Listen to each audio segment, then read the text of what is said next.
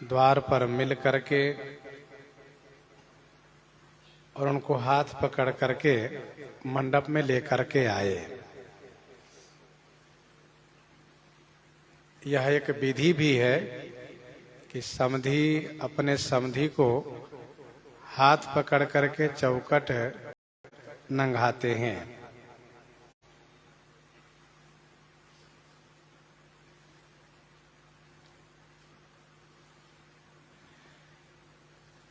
मंडप में लाने के साथ साथ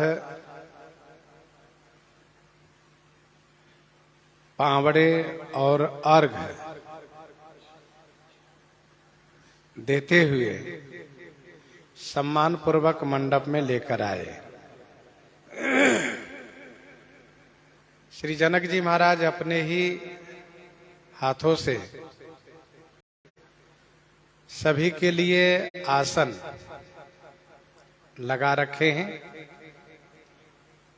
सभी ने हाथ पकड़ करके सबको आसन पर बैठाए। गुरु श्री वशिष्ठ जी की पूजा अपने कुल इष्ट देवता श्री बद्री नारायण भगवान के समान मान करके किए। श्री मिथिलेश जी महाराज के कुल इष्ट देवता श्री बद्री नारायण भगवान हैं। श्री विश्वामित्र जी की पूजा करने लगे तो गोस्वामी जी ने ये कहा कि प्रीति परम है, और जब प्रीति परम हो तो वहां पर कोई शब्द नहीं काम करता है। फिर वह प्रीति वर्णन करने में वाणी निःशब्द हो जाती है। विश्वामित्र जी की पूजा करने में श्री मिथिलेश जी महाराज यह सोच सोच करके प्रेम में डूबे जा रहे हैं कि इनकी कृपा न हुई होती तो आज श्री राम जी हमें प्राप्त नहीं होते।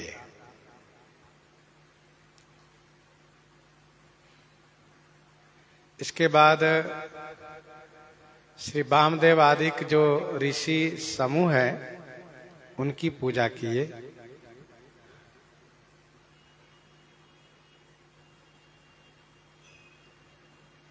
सबको यथोचित आसन प्रदान करके सबसे आशीर्वाद प्राप्त किए।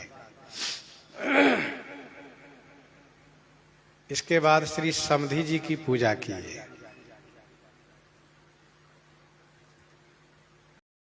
श्री चक्रवर्ती जी की पूजा करने में श्री जनक जी के हृदय में श्री शंकर जी का भाव उमड़ रहा है कि हमारे समधी जी साक्षात शंकर जी के रूप हैं। शंकर जी जैसे कल्याण करते हैं वैसे इन्होंने हमें कल्याण किए। हाथ जोड़ करके अपने भाग्य और संपत्ति की अधिकता को कहते हुए विनती किए, बड़ाई किए। श्री जनक जी महाराज की विनम्रता है, श्री मिथिलेश जी में विनम्रता है कि सभी बारातियों की पूजा कर रहे हैं और वो भी समधी जी के समान मान करके। और ये काम श्री जनक जी ही किए हैं, नहीं तो कोई भी कन्या के पिता अपने समधी के समान मान करके बारातियों की पूजा नहीं करते हैं। लेकिन श्री जनक जी ने सबकी पूजा की है, सबको उचित आसन दिए हैं। समस्त बारातियों को श्री जनक जी सम्मान किए। जो दान के अधिकारी हैं उनको दान दे करके, जो मान के अधिकारी हैं उनको सम्मान दे करके, जिनको विनती करनी चाहिए उनको विनती करके, और जिनको श्रेष्ठ वाणी से स्नेह दर्शाना चाहिए, उनको श्रेष्ठ वाणी से स्नेह दर्शाते हुए ब्राह्मण को दान दिए, श्रेष्ठ जनों को सम्मान दिए, ऋषियों से विनती किए, बाकी जो सामान्य है उनको बर वाणी से आदर सम्मान दिए। तो श्री जनक जी महाराज बाराती सहित श्री चक्रवर्ती जी को खूब सम्मान दिए। अब गोस्वामी जी उन लोगों के बारे में कह रहे हैं जो कुछ अति विशिष्ट लोग इस यहाँ पर आए हुए हैं, जो कुछ अति विशिष्ट लोग आए हुए हैं और भले ही वह वेश बदल के आए हैं, अपने आप को छुपा करके आए हैं, लेकिन फिर भी श्री जनक जी को ऐसा लग रहा है कि ये कोई बड़े बड़े महापुरुष लोग हैं। पूछने का मौका तो नहीं है, अब इस समय पूछे कि आप कहां से आए हैं, कौन है, ये ठीक नहीं है। अब कोई पंक्ति में बैठे हो, कोई सम्मान के उस समूह में बैठे हो और आप सबको सम्मान कर रहे हो, सबको भोजन दे रहे हो और उनसे एक से पूछो कहां से आए हो आप, उसको बड़ा संकोच लगता है और लगता है कि देखो हमको यहां से चले जाना चाहिए, या तो फिर सबसे पूछिए आप, उनसे पूछने का मतलब उनको थोड़ा संकोच लगेगा। तो श्री जनक जी महाराज बड़े बुद्धिमान हैं, सयाने हैं, पूछते नहीं हैं, लेकिन अपने अनुभव के अनुरूप उनका सम्मान करते हैं। ये हैं कौन लोग? बेधि हरिहर दिशिपति दिन राऊ, बेधि हरिहर दिशिपति दिन राऊ, जे जानहि रघु वीर प्रभाऊ, जे जानहि रघुवीर प्रभाऊ। विधि श्री ब्रह्मा जी, हरि श्री विष्णु जी, हर श्री शंकर जी। दिशिपति माने दसों दिग्पाल, दिनराव माने सूर्य के साथ साथ अष्टलोकपाल। जे जानहि रघुवीर प्रभाव, रघुवीर के प्रभाव को ये सभी जानते हैं।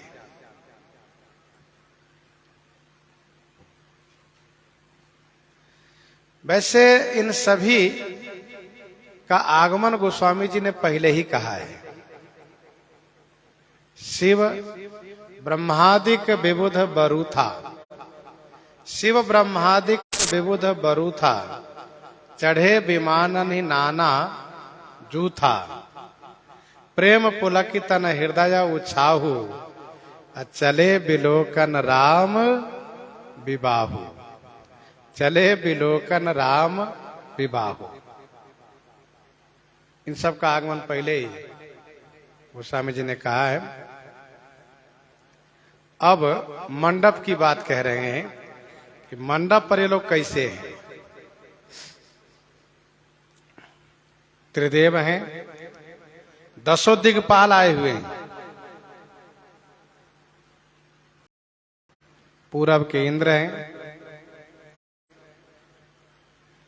अग्नि कोण के अग्नि देवता है, दक्षिण के जम महाराज हैं, जमराज, नैऋत कोण के नैऋत देवता है, पश्चिम के वरुण है, पश्चिम दिशा के वरुण देवता है, वायु कोण के वायु देवता है, उत्तर के कुबेर हैं, उत्तर के कुबेर हैं, ईशान कोण के ईश है, ईश्वर शिव जी माने जाते हैं। ईशान कोण के ईश, ऊर्ध्व दिशा ऊपर के ब्रह्मा जी हैं, अधो दिशा नीचे के अनंत है, अनंत अर्थात शेष जी हैं। ये 10 दिक्पाल हैं। देवराजेंद्र, अग्नि, जम, नैऋत, वरुण, वायु और कुबेर, ईश तथा ब्रह्मा जी और अनंत माने शेष जी। ये 10 दिक्पाल हैं। अष्टलोकपाल हैं। अष्टलोकपाल में यहां पर भगवान सूर्य का नाम दिया जा रहा है, दिन राहु। दिन राहु माने सूर्य। अष्टलोकपाल में सूर्य का नाम प्रथम आता है। रवि शशि पवन, रवि शशि पवन,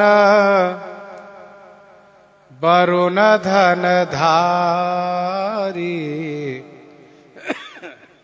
अग्नि काल जम सब अधिकारी।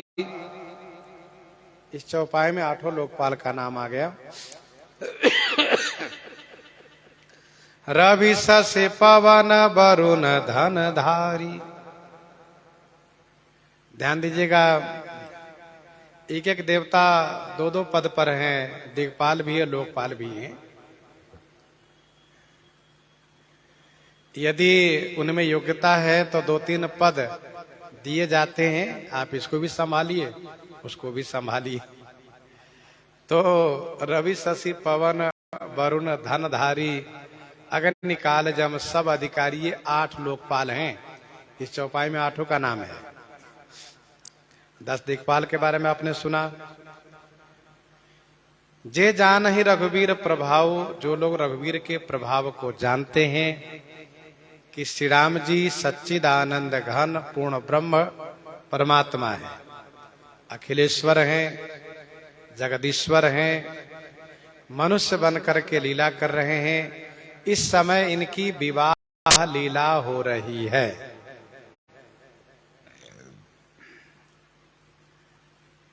प्रभाव जानने वाले को आनंद प्राप्त होता है। जो जिसके बारे में जानता है वही उनसे आनंदित रहता है। अब जानते ही नहीं तो क्या आनंद उनको प्राप्त होगा।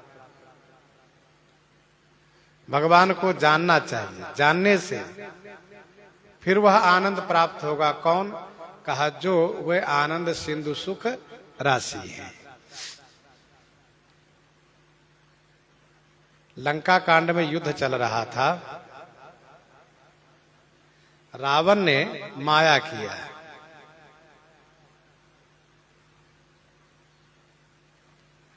रावण ने माया क्या किया? कहा वह एक नहीं अनेक रावण बन गया। देवता लोग डर गए। देवताओं ने कहा भैया एक ही रावण से हम परेशान हैं, यहां तो अनेक रावण हो गए। तो कहा भागो, अब यहां रहना ठीक नहीं है। डरे सकल सुर चले के पराई, भागने लगे सब। सामान्य देवता लोग सब भागने लगे। देवताओं से पूछा गया क्यों भाग रहे आप लोग?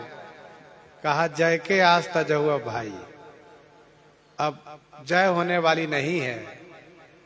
क्यों? कहा एक ही रावण सभी को त्रस्त कर रखा था, ये तो बहुत रावण हो गया है। पहले से चल करके हम कहीं खोह कंदरा देख ले जहां छुप लें।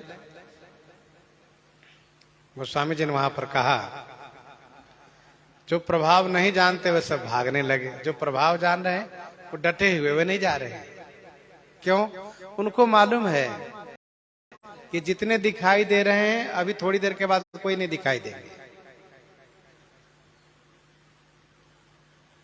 डरे सकल सुर चले पराई, जय के आज तजौव भाई तो रहे बिरंची समूह मुनि ज्ञानी, जिन जिन प्रभु महिमा कछु जानी।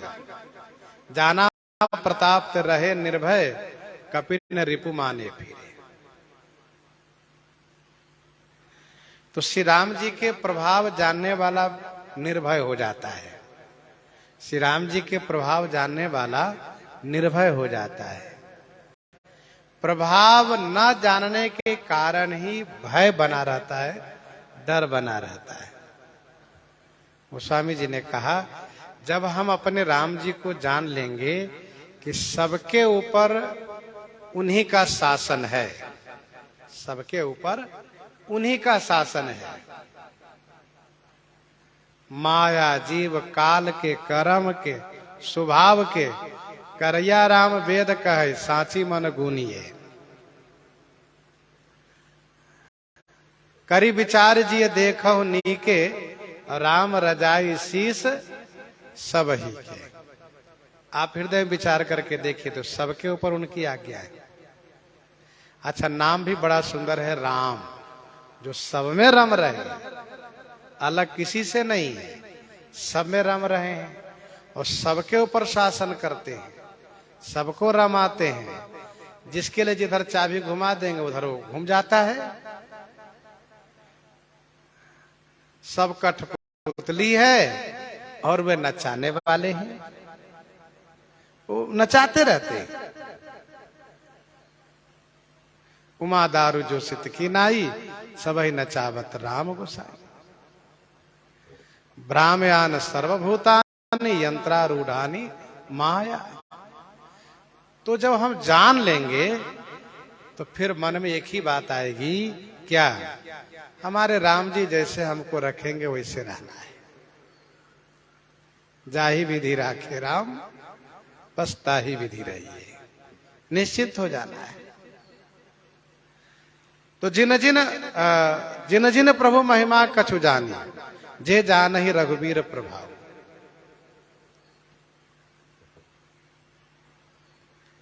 अब जिसके रिश्ते में नाते में प्रधानमंत्री हो, वो भला किसी से क्यों डरेगा? वैसे ही जब हम अपने रिश्ते नाते में श्री राम जी को ले आएंगे तो फिर हम किसी से क्यों डरेंगे? माया हो, चाहे काल हो, चाहे कर्म हो, चाहे स्वभाव हो, सबसे हम यही कहेंगे कि ज्यादा उत्पात मचाओगे हम राम जी से कह देंगे। डर जाएगा खुद ही वो। तो जे जान ही रघुवीर प्रभाव। क्या किए ये लोग? कपट विप्रबर बेश बनाए, कौतुक देखहि अति सचुपाए। कौतुक देखहि अति सचुपाए। कपट विप्रबर भेष बनाए, कौतुक देखहि अति सचुपाए। कपट से बर विप्र वेश बनाए, बर माने श्रेष्ठ ब्राह्मणों का वेश बनाए। अति सचुपाए कौतुक देखहि। अति सचुपाए माने अतिशय, सचु माने सुख पाते हुए, कौतुक देखहि। कौतुक माने तमाशा देख रहे हैं, तमाशा माने लीला देख रहे हैं।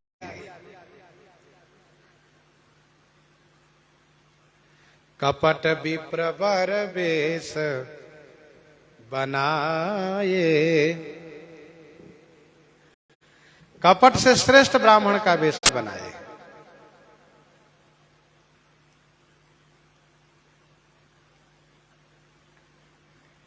अब आप कहेंगे कि श्री राम जी तो कहते हैं कि भैया मुझे कपट अच्छा लगता नहीं है। निर्मल मन जन सो मोहि पावा, मोहि कपट छल छिद्र न भावा। मोहि कपट छल, कपट छल छिद्रवत जरा भी नहीं भाता है। श्री राम जी कहते हैं यहाँ सब देवता कपट किए हैं, कपट विप्रवर वेश बनाए, फिर श्री राम जी को कैसे प्रिय लगेंगे।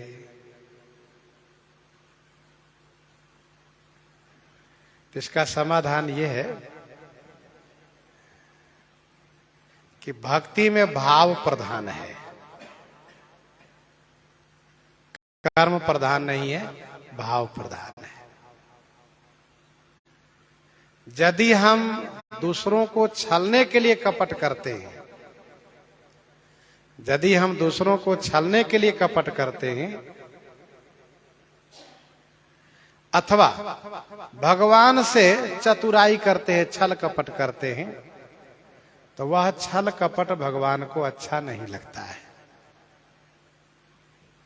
लेकिन यदि हम भगवान को पाने के लिए, भगवान के दर्शन के लिए कपट का सहारा ले रहे हैं, तो वह कपट भगवान को प्रिय लगता है। भगवान कहते हैं किसी भी प्रकार से मेरे पास आओ, तो जैसे भी बने आ जाओ। तो भगवान को पाना उद्देश्य है, इसलिए कपट किए हैं। कपट किससे किए हैं? तो लोगों से किए हैं कि लोग हमको पहचाने ना। पहली बात तो ये कि देवता लोग अपने रूप से भूमि का स्पर्श नहीं कर पाते हैं, भूमि को स्पर्श नहीं कर पाते हैं, तो अपने रूप से विवाह मंडप में कहाँ रहते हैं? ऊपर टंगे रहते। लोग कहते क्या बात है हो, ये कौन सा ऊपर टंगे हुए हैं? तो भूमि को छूते नहीं, स्पर्श नहीं कर पाते, इसलिए ब्राह्मण का वेश बनाए।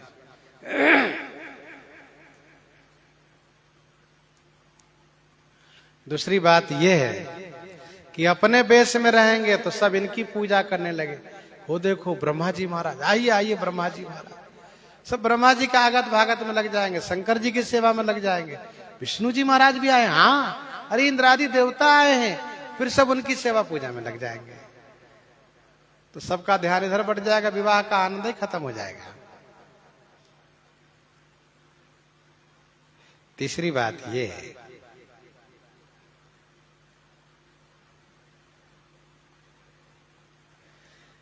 कि श्री राम जी अपने आप को छुपाए हुए हैं राजकुमार के वेश में।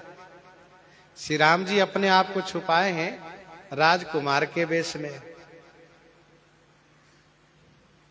भगवान बन के विवाह करने नहीं आए हैं, राजकुमार बनकर के विवाह करने आए हैं। तो ब्रह्मादि देवता यदि अपने रूप में आते हैं तो इनका ईश्वरत्व तो खुल जाता है, और ईश्वरत्व तो खुलता है तो ये श्री राम जी को अच्छा लगेगा नहीं। जैसे कि भगवान शंकर जी कहते हैं कि गुप्त रूप अवतरे प्रभु गए जान सब कोई।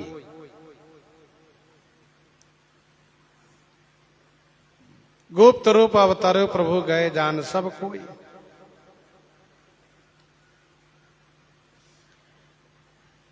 सभी देवियां कपट से नारी बनी है, देवता कपट से ब्राह्मण बने हैं। अच्छा, भगवान भोलेनाथ उस समय में जब श्री राम जी का प्राकट्य हुआ था तो ज्योतिषी बन के आए थे। कागभूषुंडी जी ब्रह्मचारी चेला बन के आए थे। तो श्री राम जी को पाने के लिए चाहे जिस कर्म का सहारा लेना पड़े, वह कर्म पवित्र है। इसीलिए कहा कि भक्ति में भाव प्रधान है। हमें भगवान को प्राप्त करना है, दूसरों को बेवकूफ नहीं बनाना है, ठगना नहीं है, छल नहीं करना है।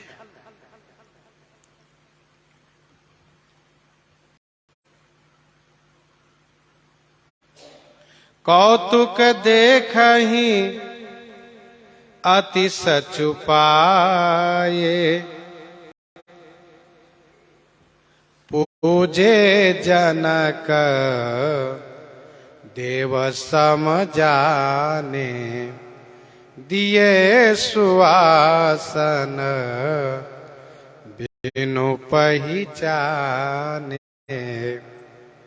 पूजे जनक देव सम जाने दिए सुआसन बिनु पहिचाने। श्री जनक जी देव सम जाने पूजे।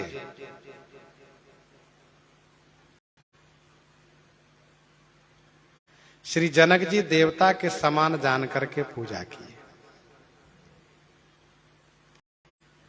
और बिनु पहचाने सुआसन दिए, बिना जान पहचान के भी सुआसन दिए। सुंदर श्रेष्ठ आसन, जो सबसे बढ़िया आसन लगा है।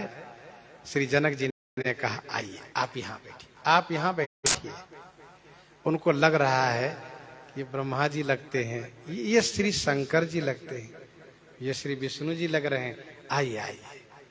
अब कहते नहीं हैं, बस सम्मान पूर्वक आइए बैठाते हैं। पूजे जनक देव सम जाने। श्री जनक जी पूछते क्यों नहीं है, अथवा कोई भी क्यों नहीं पूछ रहा है? इसका कारण यह है कि श्री सरस्वती जी पूछने की शक्ति को दबा रखी है, हरण कर रखी है। मन में सोचो पर बोलो ना, मन में भले सोच लो पर बोलो ना। तो इच्छा तो हो रही है, मन में हो रही है, बात आ रही है, ये अमुक लग रहे, लेकिन पूछने की शक्ति नहीं हो रही है। अच्छा, श्री सरस्वती यदि ना चाहती हो तो चाह करके भी व्यक्ति बोल नहीं पाता है। पूजे जनक देव सम जाने। जिनका हृदय शुद्ध होता है, सात्विक होता है, जो हमेशा सत्व के सहारा लेकर के जीते हैं, सत्व गुण के सत्व को सहारा लेकर जीते हैं, अध्यात्म निष्ठ होते हैं, ब्रह्म पारायण होते हैं, उनका अनुभव सत्य होता है। श्री राम जी श्री विश्वामित्र जी के साथ आकर के अमराई में ठहरे हुए हैं और श्री जनक जी जब उनको मिलने के लिए, उनको सम्मान के लिए जाते हैं, जैसे श्री राम जी को देखते हैं वैसे इनके मन से आवाज आती है, क्या? अरे ये तो ब्रह्म है। मन से आवाज आ रही है तो ब्रह्म है। ऐसा तो उस समय में वाणी रोक नहीं पाई। श्री सरस्वती जी बोलने की शक्ति को रोक नहीं पाई। जनक जी बोल पड़े, महाराज ब्रह्म जो निगम नेति कही गावा, उभय बेश धरी की सोई आवा। श्री सरस्वती जी ने देखा कि ये तो बोलते जा रहे हैं, अब हमें भी कुछ करना चाहिए, तो थोड़ा सा शब्द में परिवर्तन कर दिया श्री सरस्वती जी ने, उभय बेश धरी की सोई आवा। कहीं ऐसा तो नहीं कि वही दो वेश बना करके आए हैं। तो यह है श्री जनक जी का अनुभव, अनुमान। जनक जी से पूछा गया कि आपके अंदर इतना अनुभव, ऐसे अनुभव कैसे हुआ? कहा ऐसे अनुभव इसलिए हुआ क्योंकि सहज विराग रूप मन मोरा। मेरा मन सहज वैराग रूप है, किसी की ओर देखने से मेरा मन प्रभावित नहीं होता है। कोई चाहे कितना भी सुंदर हो ना, हाँ ठीक है, बस यही मान लेते हैं, बस ये सुंदरता 4 दिन की है, सुंदरता रहेगी नहीं। कहीं भी विशेष देखने के बाद ये परिणामी है, परिवर्तनशील है, आज चमक रहा है कल उदास हो जाएगा। लेकिन श्री राम जी को देखने के बाद श्री जनक जी के मन से आवाज आ रही है, ये 4 दिन वाली चमक नहीं है, ये अस्थाई वाली चमक है, और ये मेरे मन को जबरदस्ती खींच रहे हैं अपनी ओर, और मेरे मन को खींचने वाले एक ही है, वो है ब्रह्म। बाकी संसार में किसी की उतनी शक्ति नहीं है कि मेरे मन को खींच ले। सहज विराग रूप मन मोरा, थकित होत जिमि चंद चकोरा। उदाहरण भी दिया बड़ा सुंदर, कहा चकोर चंद्रमा को देखने के बाद फिर देखता ही रह जाता है। उससे पूछो, कहा भी बोलो मत, इशारा कर देगा, बोलेगा ही नहीं, वो देखता रहता है, मगन हो जाता है। वो दशा है श्री जनक जी की। तो जनक जी का अनुमान। अच्छा, इसी क्रम में आप हनुमान जी का अनुमान सुनिए। हनुमान जी महाराज सुग्रीव के कहने से ब्राह्मण ब्रह्मचारी बन करके उस पर्वत के तलहटी में श्री राम जी के पास पहुंच जाते हैं, जो श्री राम जी सुग्रीव की खोज में निकले हुए हैं। अब श्री हनुमान जी महाराज श्री राम जी के सन्मुख होते हैं। हनुमान जी को जो पूछना था वो पूछने लगे वे। पूछने में उनका अनुमान, मन की आवाज प्रकट होने लगी। अनुमान जो उनके मन में आया वह आवाज बन करके प्रकट हुआ। अनुमान आवाज बन करके प्रकट हुआ और हनुमान जी ने कहा कि तुम अखिल भुवनपति लीन मनुज अवतार, जग कारण तारन भव भंजन धरनी भार। कि तुम अखिल भुवनपति लीन मनुज अवतार। इस प्रकार से उन्होंने अपना अनुमान व्यक्त किया, प्रकट किया। तो महापुरुषों का अनुमान सत्य होता है। उनका अनुमान, जिनका जीवन सत्व प्रधान हो और जो जिनका अंतःकरण शुद्ध सात्विक हो, उन्हीं का अनुमान सत्य होता है। कभी कभी और लोगों का भी अनुमान सत्य होता है। आप कहिए कैसे? तो एक बात मैं और बता दूं, वो इस प्रकार से होता है कि हृदय में चारों युग का धर्म होता रहता है। जब सतयुग का धर्म होता है उस समय जो अनुमान होगा वो सत्य होगा। त्रेता का धर्म आता है उस समय का अनुमान थोड़ा कमजोर होगा। द्वापर का धर्म आता है उस समय अनुमान होगा वो और कमजोर होगा। और कलयुग का धर्म चलता रहेगा उस समय जो अनुमान होगा तो बिल्कुल निरर्थक ही होगा, वो कोई काम का नहीं। वो केवल बवाल और विवाद और झगड़ा वाला अनुमान होगा, क्योंकि कलयुग का अनुमान है वो। नित्ययुग धर्म हो ही सब खेरे, हृदय राम माया के प्रेरे।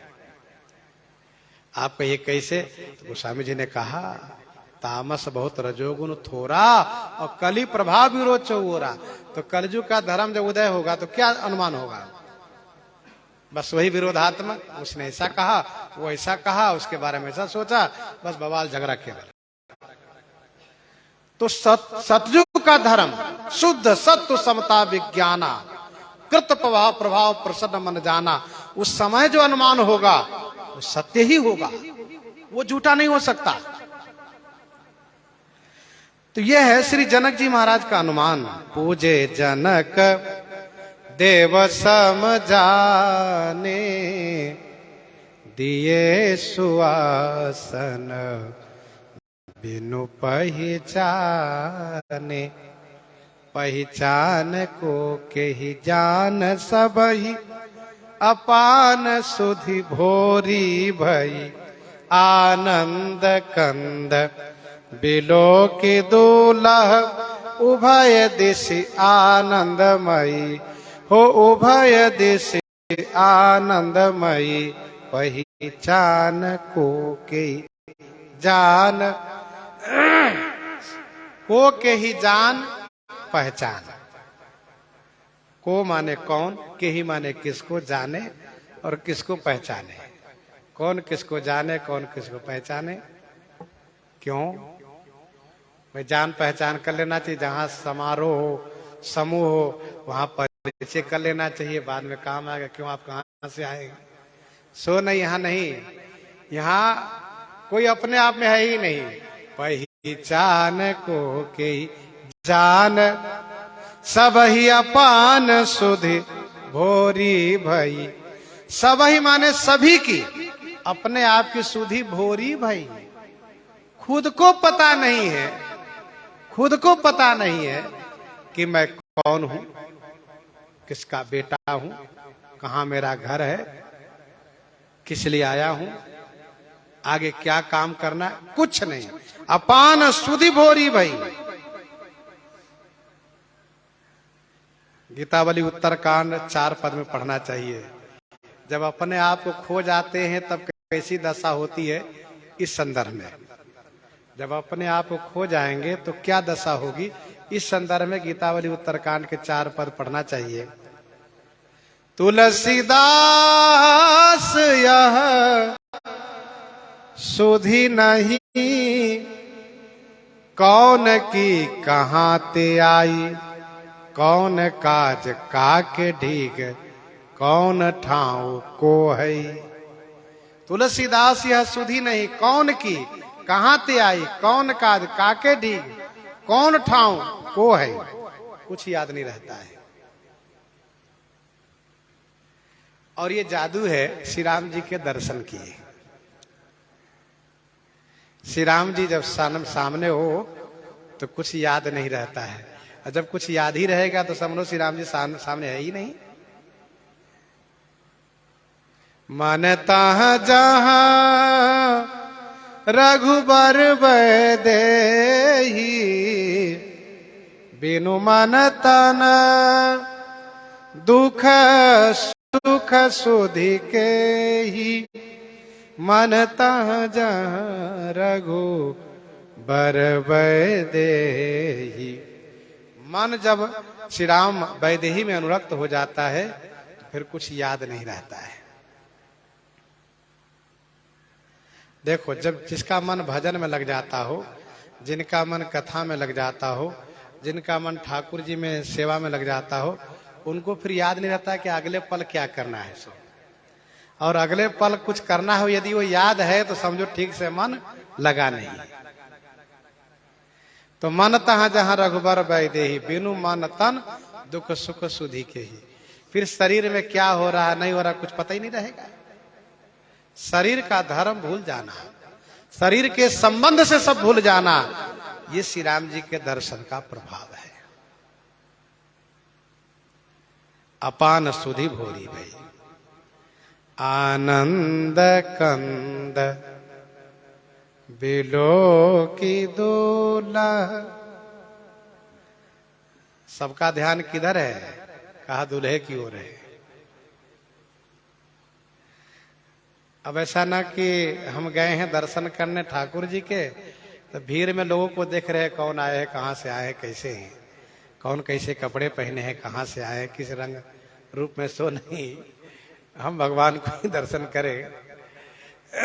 आनंद कंद बिलो के दोलह, उभय देशी आनंदमयी।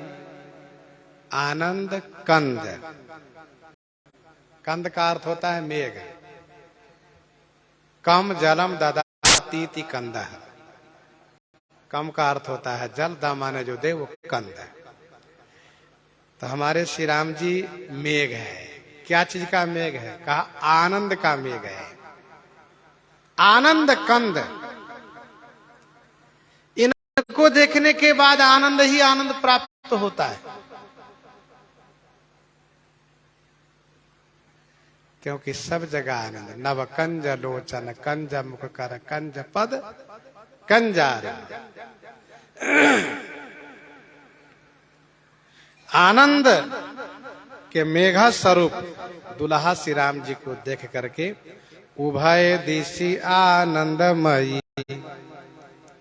उभय दिशि, उभय दिशि का मतलब श्री जनक जी महाराज अपने परिकर सहित और देवता लोग जो बाराती में आए हैं ब्राह्मण वेश से, वे देवता लोग। उभय दिशि आनंदमयी, दोनों तरफ आनंद ही आनंद है। श्री राम जी को पाने के बाद फिर बोलने का समय कहाँ है कि हम बोले? जितना बोलेंगे जितना देर उतने में तो फिर वो आनंद छूट जाएगा। इसलिए कोई बोल नहीं रहा है। उभय दिशि आनंदमयी, आनंद कंद बिलो की दूल्हा सकल ये हर्षित भई। रनिवास की बात कही गई है।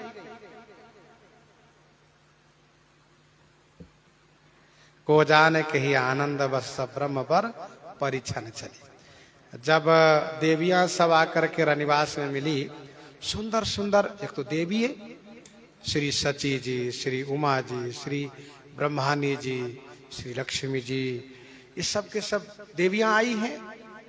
सची, शारदा, रमा, भवानी, और वो भी छत्रानी वेश में आई। देवता लोग ब्राह्मण बने, देवियां छत्रानी बनी, सुवासिनी बन गई। देवता लोग ब्राह्मण बने, ब्राह्मणों के साथ बैठ के वेद मंत्र उच्चारण करेंगे, पास में बैठ के दर्शन करेंगे, और वेश में जाएंगे तो दूर बैठा देंगे लोग, हमको यहाँ बैठिए, ब्राह्मण के लिए आगे जगह मिलेगी। और देवियां छत्रानी बनी, सुवासिनी। क्यों? कहा इनसे मिल करके हम बढ़िया मंगल गीत प्रारंभ करेंगे। तो हमें कहेंगी अन्य सुवासिनी, आओ बहन इधर आओ, आगे आओ, तो वो आगे बैठ करके दर्शन करेंगे। इसलिए भाई सूझ जुआ रही आपन दाऊ, तो दर्शन का लाभ प्राप्त हो, इसीलिए देवियां छत्रानी बनी है, देवता ब्राह्मण बने हैं। और विशेषता यह है कि न देवियों में कोई किसी चर्चा हो रही है, बहन तुम कौन हो, कहाँ ससुराल है, कहाँ मैके है, कहाँ से आई हो, ये सब नहीं। और ये सब नहीं का मतलब ये माताओं का स्वभाव होता, पूछेंगी जरूर, लेकिन यहाँ कोई किसी से पूछ नहीं रही है। और यहाँ तो इधर पुरुष वर्ग है, देवता लोग हैं, कोई किसी से कुछ नहीं पूछ रहा है।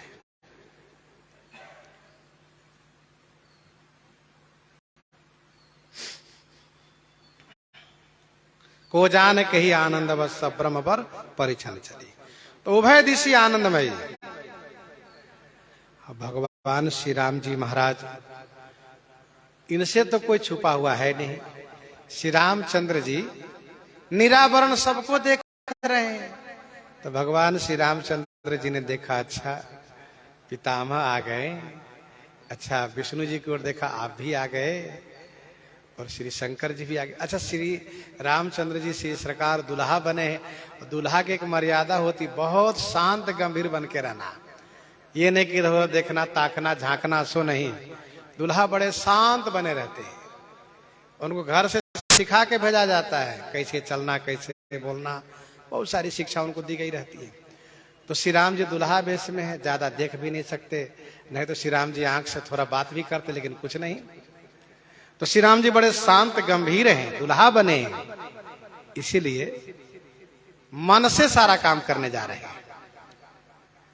सुर लखे राम सुजान पूजे, मानसिक आसन दये, अवलोकिशील स्वभाव प्रभु को, विबुध मन प्रमुदित भये, विबुध मन प्रमुदित भये। सुर लखे राम सुजान पूजे, मानसिक आसन दये। सुजान राम सुर लखे, सुजान शिरोमणि श्री राम जी लख लिए, जान गए, एक ही निगाह में जान गए, सब आए। दूल्हे की मर्यादा है, किसी की ओर भी बहुत देर तक देख नहीं सकते और बार बार नेत्र घुमा नहीं सकते, उनको शांत रहने में उनकी शोभा है। तो सुजान श्री राम जी देवताओं को लख लिए सब आए हैं। तो श्री राम जी विचार किए कि इनकी जैसी पूजा होनी चाहिए वैसी पूजा तो हो नहीं पाई। तो अब हम उठ करके तो पूजा करेंगे नहीं, हम करें तो फिर लोग कहेंगे दूल्हा क्यों उठ के जा रहे हैं उधर, क्या बात है।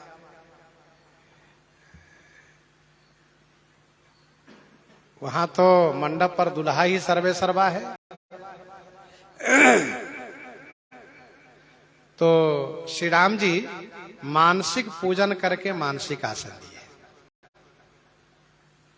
यह है श्री राम जी का शील स्वभाव। गोस्वामी जी ने कहा है क्या,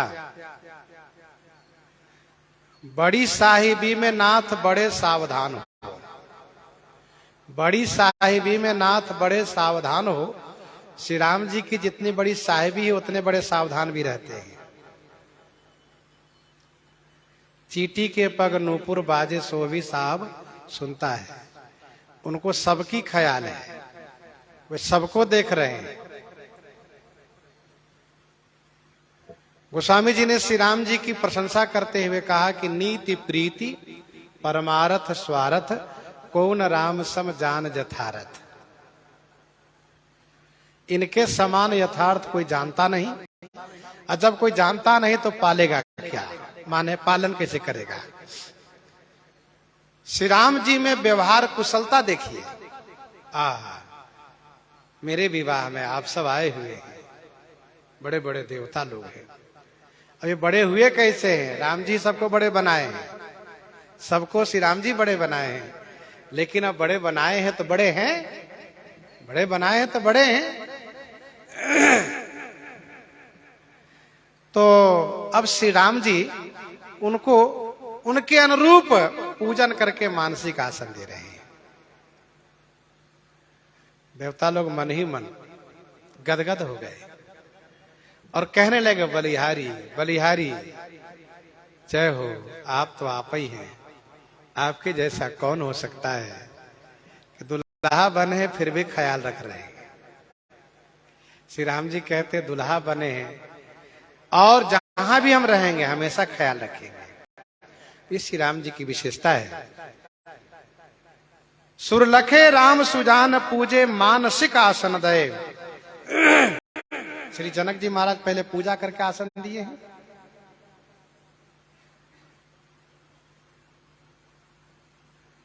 वैसे श्री राम जी पूजा करके आसन दिए। देखो भाई, मानसिक पूजा की बड़ी महिमा है। मानसिक पूजा की बड़ी महिमा है।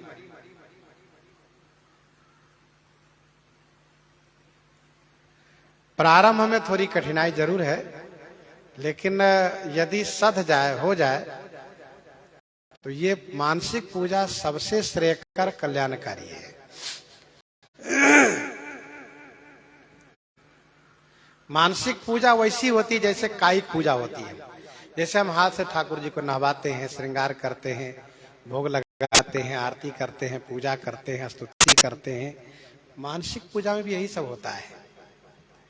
उनको जगाना, उनको गीत सुनाना, उनको स्नान कराना, उनको श्रृंगार करना, उनको भोग लगाना, उनकी आरती करना, ये सब मानसिक पूजा में ही होता है।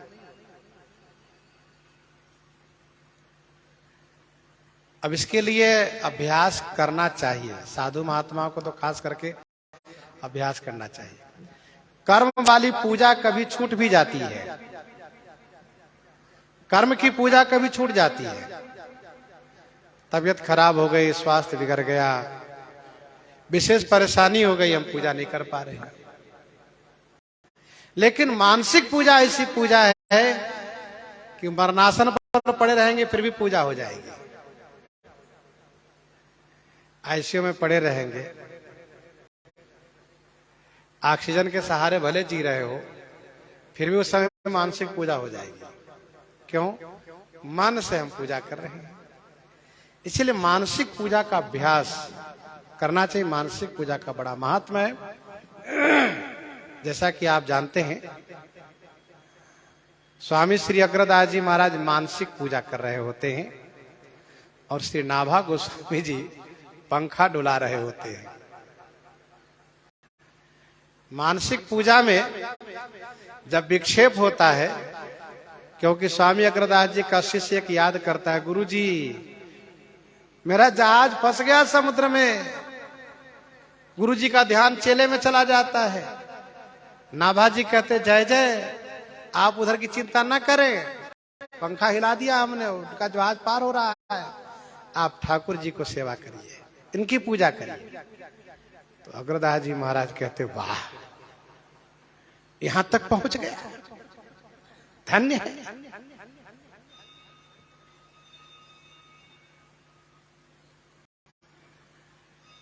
अभी कुछ दिन पहले एक संत जी से मैंने सुना था, एक संत जी मानसिक पूजा कर रहे थे और माला छोटी हो गई, क्योंकि मानसिक पूजा में फूल ला करके माला बनाना, माला पहनाना, तो वो माला पहना रहे थे, माला छोटी थी, मुकुट पहना रखे थे, अब क्या करे, परेशान थे। तो एक भंगी झाड़ू लगा रहा था बाहर, झाड़ू लगाने में सिद्ध हो गया था वो, अयोध्या जी की बात है, सिद्ध हो गया था वो।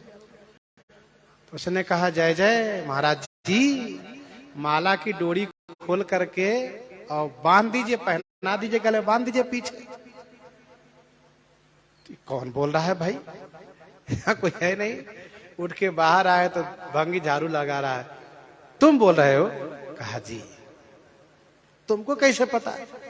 कहा ये अवध की महिमा है, अयोध्या के रज की महिमा है, इनकी कृपा से आप मानसिक पूजा कर रहे हैं, मुझे पता चला, आप परेशान, इसलिए मैंने आपसे कहा।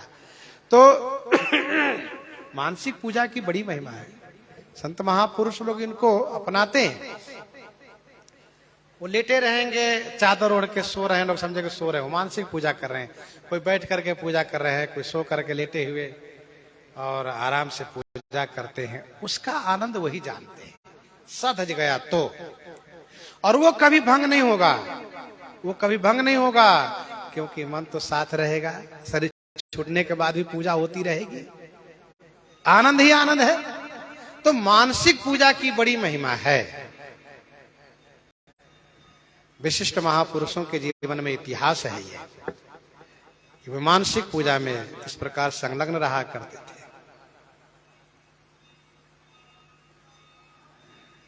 रैदास जी महाराज कहते हैं, प्रभु मैं मन की ही पूजा, मन से पूजा करता हूं। क्यों? क्योंकि कोई आपके योग्य पवित्र वस्तु हमको मिलती नहीं जिससे मैं आपकी पूजा करूं। राम मैं पूजा काह चढ़ाऊ, फल अरु फूल अनुपन पाओ, थल तरु दूध। यदि वृक्ष में फल लगा है तो वृक्ष कहाँ है? भूमि में है, और ये भूमि शुद्ध नहीं अशुद्ध है, ये मेदनी है, मेदा से बनी हुई मेदनी।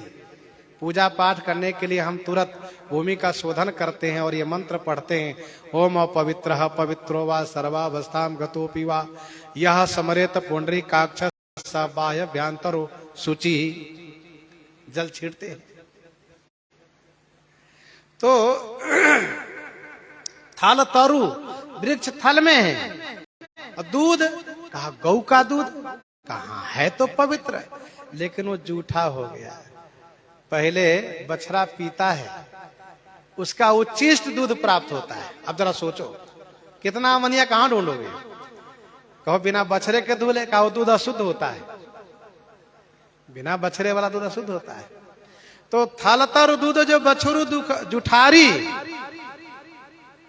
फूल से पूजा कर ले, का फूल खिलते भंवरा उसको समनिया कर देता, भंवरा बैठ करके रस ले। पुष्प भंवर, अच्छा बढ़िया गंगा जी के जल ले आओ, सरजू जी का, नर्मदा जी का जल, त्रिवेणी संगम जल ले आओ, कहा उसको मछली ने बिगाड़ दिया। जितने जलचर, जल में इसकी सारी क्रियाकलाप होती है। जल के अंदर जो जलचर है उसका सारा काम उसी के अंदर होता है, कोई बाहर नहीं जाते हैं कुछ करने के लिए वह। तो कहा कि पुष्प भंवर जल मीन बिगारी, चंदन से पूजा करें। कहा माल्यागिर चंदन है, उसमें विषैला सर्प लिपटा रहता है। माल्यागिरी वेदियो भुजंगा, जो असली शुद्ध चंदन है उसमें सांप लिपटा रहता है। विचार करो तो कोई पवित्र नहीं है। कहा अमृत, कहा अमृत तो ठीक है, लेकिन अमृत के भाई जार है, दोनों समुद्र से ही निकला है। विषामृत एक ही संगा, तो क्या करें? कहा मन की कल्पना से हम सब कुछ निर्माण करेंगे, वहां कोई अशुद्ध नहीं होगा, मन में ही, क्योंकि मन चंगा तो कठौती में गंगा, मन पावन है सब पावन है। या विधि मन को लगाइए, तो मन पवित्र होना चाहिए। मन से ही हम फूल बनाएंगे, मन से ही दूध बनाएंगे, मन से ही खीर बनाएंगे, मन से ही माला बनाएंगे, मन से ही आभूषण बनाएंगे, मन से ही कपड़े बनाएंगे, मन से ही उनको नहवाएंगे, मन से श्रृंगार करेंगे, मन से भोग लगाएंगे। ये मन की पूजा। मन ही पूजा, मन ही धूप, मन ही सेऊ सहज स्वरूप। पूजा अर्चन जानो तोरी, पूजा अर्चन जानो तोरी। कह रैदास कवन गति मोरी।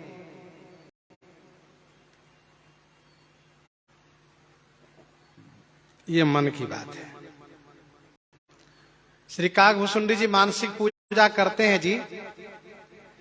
आंब छा कर मानस पूजा, आंब छाह कर मानस पूजा। तज हरि भजन काज नहीं दूजा। तज हरि भजन काज नहीं दूजा। श्री काकभूषुंडी जी जहां रहते वहां 4 वृक्ष है, बट पीपर पाकरी रसाला। तो रसाल के नीचे क्या करते हैं? मानसी पूजा करते हैं। आम छाकर मानस पूजा।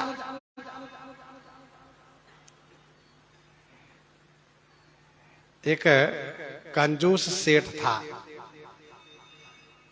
उसने संत जी से पूछा, महाराज कोई ऐसी विधि पूजा की नहीं है जहां कोई खर्चा न लगता हो?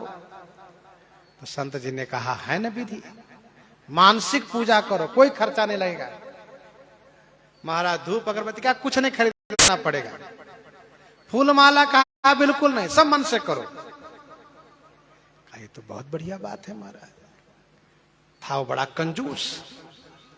संत जी से उसने पूछा, संत जी विधि बता दिए, पूजा करने लगा हुआ। तो मानसिक पूजा में एक दिन दूध गर्म करने लगा, भगवान को भोग लगाने के लिए बढ़िया दूध प्रकट करके दूध को उबालना शुरू किया। अब चीनी डालने के लिए हुआ तो उसमें से थोड़ा ज्यादा चीनी पड़ गया। बेचारा परेशान, मन ही मन ज्यादा चीनी हो गया। मतलब मानसिक पूजा में भी कृपणता उसकी है। तो भगवान प्रकट होकर एक तमाचा लगाए, कहे तुम्हारे बाप की चीनी है ये जो तुम इस प्रकार से चिंता कर रहे हो? चौंक गया, देखा प्रभु को सामने प्रकट, कहा प्रभु क्षमा करे, कहा हद हो गई तुम्हारी कृपणता की। बताओ मानसिक पूजा में भी तुम कंजूसी करते हो कि चीनी ज्यादा न पड़ जाए। भक्तमाल जी में वर्णन है 328 कवित में, श्री रघुनाथ गोसाई जी, श्री रघुनाथ गोसाई जी, इनकी तबीयत खराब हो गई, बुखार आ गया बहुत ज्यादा। तो मानसिक पूजा कर रहे थे। मानसिक पूजा करने में ठाकुर जी ने कहा मुझे दूध भात खाने की इच्छा है। कहा ठीक है, मानसिक पूजा में दूध महाप्रसाद, दूध भात भोग लगाए। तो जब भोग लगाए तो ठाकुर जी पाए और कहा सुनिए आप पा लीजिए। तो स्वामी जी ने कहा मेरी तबीयत ठीक नहीं, बुखार है, दूध भात खाने से और बुखार बढ़ेगा। कहा लीजिए पा लीजिए। और 2 बार जब लाला ठाकुर जी ने कहा तो फिर कौन मना करता है, लाइए। ठाकुर जी प्रेम से कहते पा लीजिए तो फिर कौन मना करे कि नहीं पाना है, पा लिए। पड़े हैं बिस्तर पर, कराह रहे हैं, बुखार तेज है। वैद्य आए, वैद्य ने जैसे नब्ज पकड़ा, कहा आप तो भोजन किए हैं। चेला लोग चौंक गए, क्या वैद्यराज जी आप क्या बोलते रहते बताइए, हमारे गुरु जी कल से वहीं बिस्तर पर पड़े हुए हैं, आप कहते भोजन किए, अभी तक ठीक से स्नान नहीं किए, नियम नहीं किया, भोजन कैसे कर लिए? वैद्य जी ने कहा पूछो गुरु जी से खाए कि नहीं खाए। गुरु जी ने कहा हाँ पाए तो है। चेला लोग कहने लगे गुरु जी आप कब पा लिए बताइए, हम लोग यही सेवा में हैं, कोई चरण दबा रहे, कोई हाथ दबा रहे, कोई सिर दबा रहे हैं, कोई जल लिए बैठे हैं, अब आप कब पा लिए? आपो झूठ बोलते हैं। कहे नहीं नहीं बचवा, हम झूठ नहीं बोलते हैं, बस ऐसी ऐसी बात हुई। अब ठाकुर जी मचल गए कि पा लीजिए, थोड़ा पा लिए। वैद्य जी ने कहा कि नहीं मानेंगे तभी मैं दवा दूंगा, उल्टी करवाऊंगा और दिखा दूंगा दूध भात पाए हैं। तो ये है मानसिक पूजा की महिमा। मानसिक पूजा सिद्ध हो गई तो भक्तमाल जी के 538 कविता वर्णन है। पृथ्वीराज जी दिल्ली गए और दिल्ली गए तो मानसिक पूजा कर रहे हैं। तो मानसिक पूजा में उनको मंदिर में ठाकुर जी आ नहीं रहे हैं, ठाकुर जी नहीं आ रहे हैं। जब पृथ्वीराज जी दिल्ली गए तो मंत्रियों ने सोचा, सेवकों ने सोचा भगवान को मंदिर से बाहर करो, मंदिर की थोड़ी साफ सफाई हो जाए और रंग हो जाए, कलर हो जाए बढ़िया। जब तक महाराज आएंगे सब ठीक हो जाएगा, फिर ठाकुर जी को पधरा देंगे। अब ये मानसिक पूजा में जाते ठाकुर जी दिखते नहीं मंदिर में। तो उन्होंने पत्र लिखा, क्या बात है ठाकुर जी क्यों मंदिर में नहीं दिख रहे हमें? तो मंत्री जी ने कहा देखो जान गए महाराज। तो कहा महाराज ऐसी सी बात है, ठाकुर जी को हम लोग बाहर रखे हैं और मंदिर में काम कर रहे हैं। कहने का भाव ये है, राम जी महाराज अर्थात मानसिक पूजा की बड़ी महिमा है।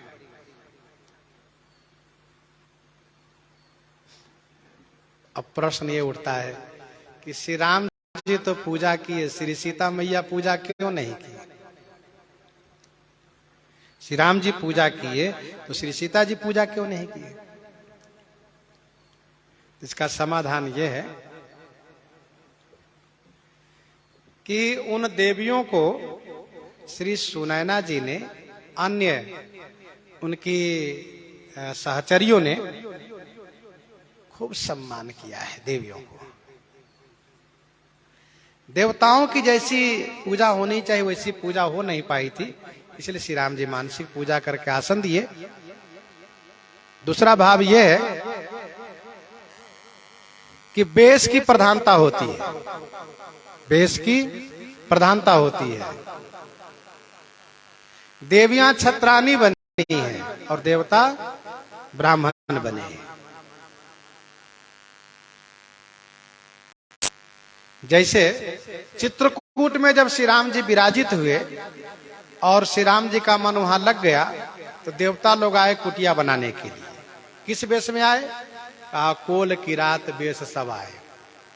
सब कोल भील बन करके और कुटिया बनाने की सारी जो तैयारियां होती है, जो भी उनके औजार होते हैं सब लेकर आए। सब कोल की रात वेश सब आए।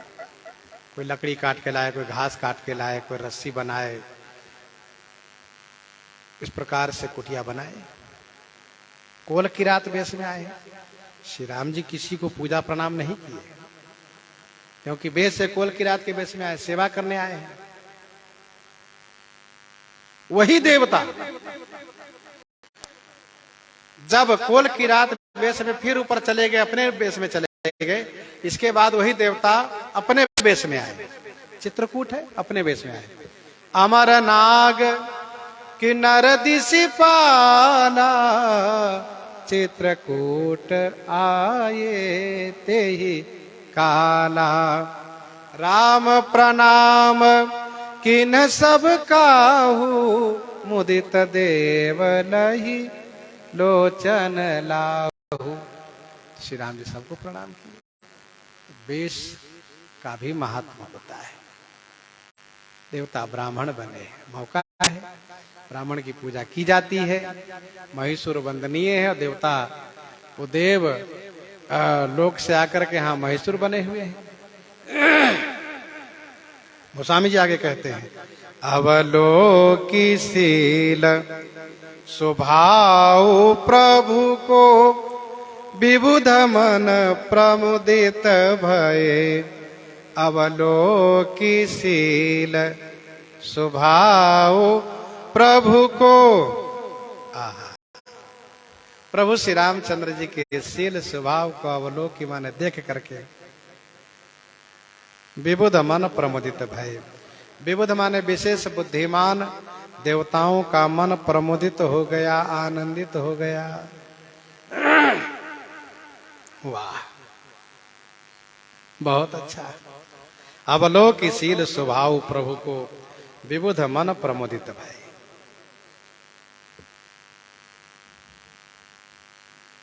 गोस्वामी जी श्री राम जी के शील की प्रशंसा करते हुए क्या कहते हैं?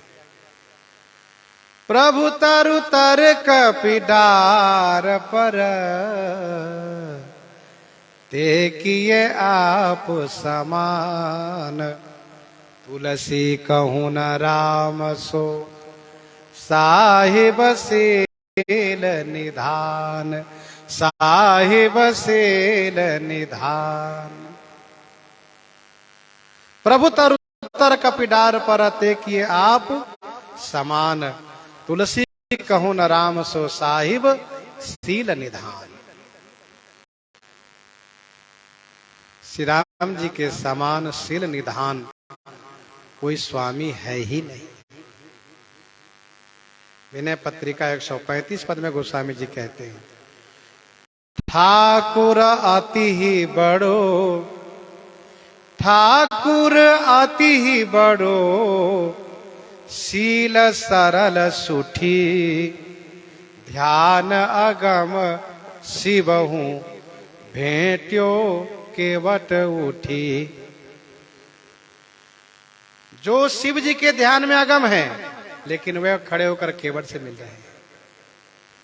श्री राम जी इतने बड़े शीलवान हैं कि सबका ख्याल रखते हैं, सभी को यथोचित आदर देते हैं, आदर देते हैं, स्नेह देते हैं।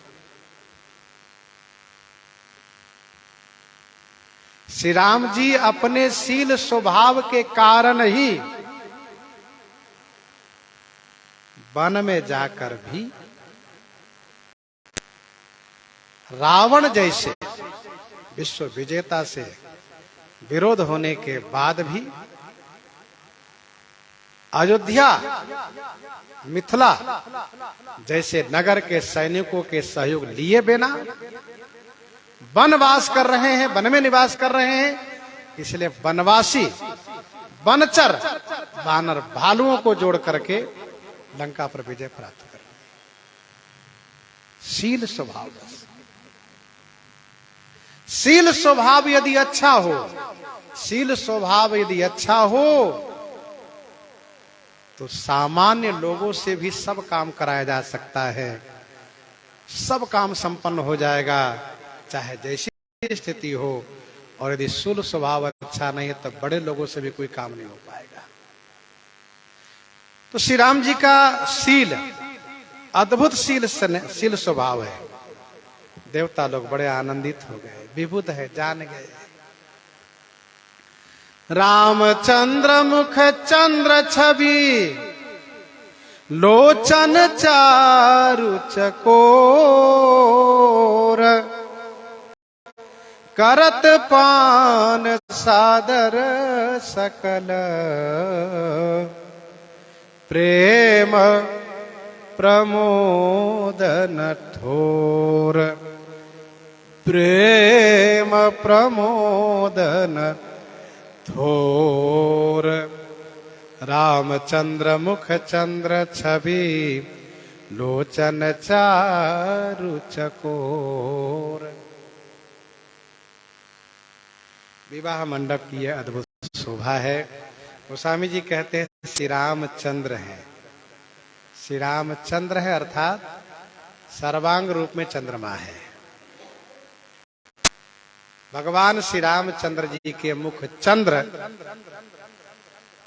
की छवि को, मुख चंद्र की छवि को लोचन चारु चकोर, लोचन को चारु माने सुंदर, चकोर बनाकर भगवान श्री रामचंद्र जी के मुख की छवि अमृत को सभी दर्शक, उपस्थित मंडप पर सभी दर्शक अपने अपने नेत्रों को चारु माने सुंदर चकोर बना करके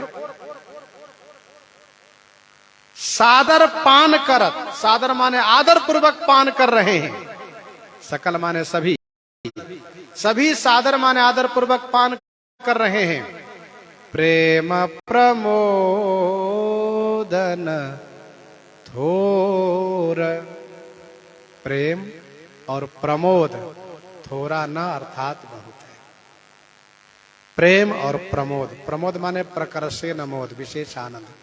थोड़ा नहीं बहुत है।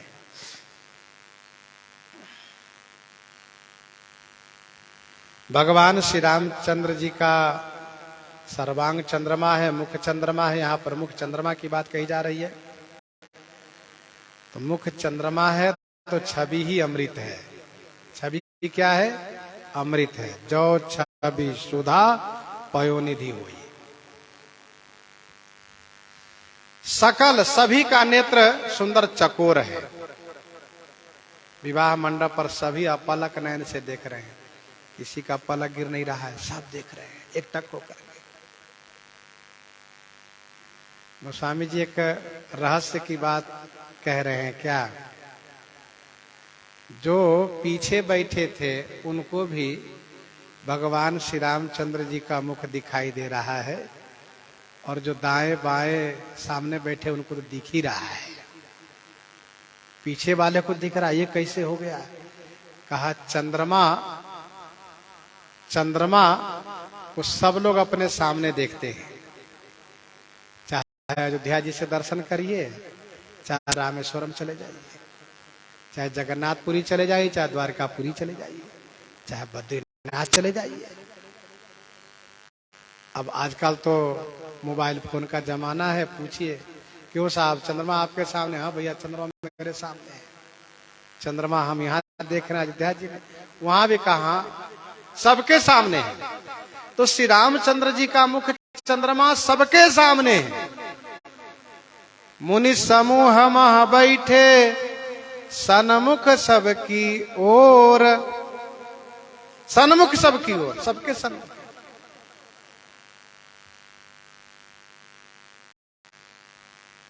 तो यहां पर रामचंद्र मुख चंद्र छवि लोचन चार।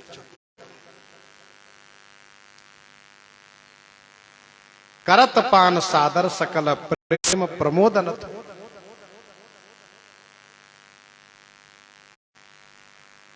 सब मगन है, चकोर के जैसे मगन है। भक्तमाल जी में वर्णन है, छप्पे संख्या 26 में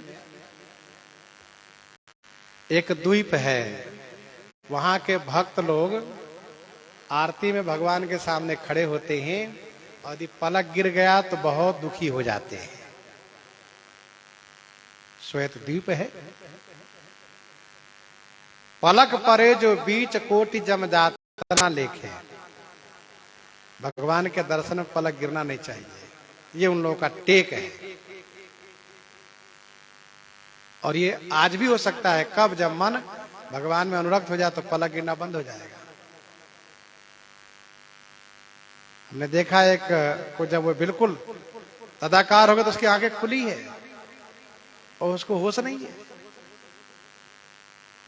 तो ये स्थिति है तदाकार होने में। एक भक्त कहते हैं, बरो मंदा रविंद सुता, बरो मंद अरविंद सुता जे न प्रेम पहचान। पिय मुख दृगन निरखन को पलक रच्यो बिचान।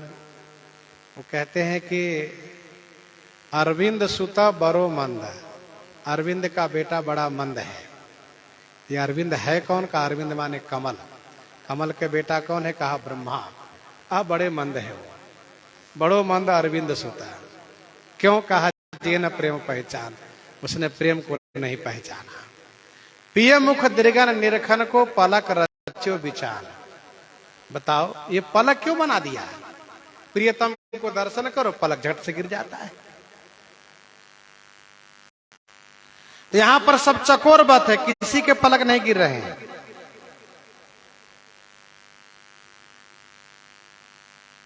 ये विवाह मंडप की अद्भुत शोभा है।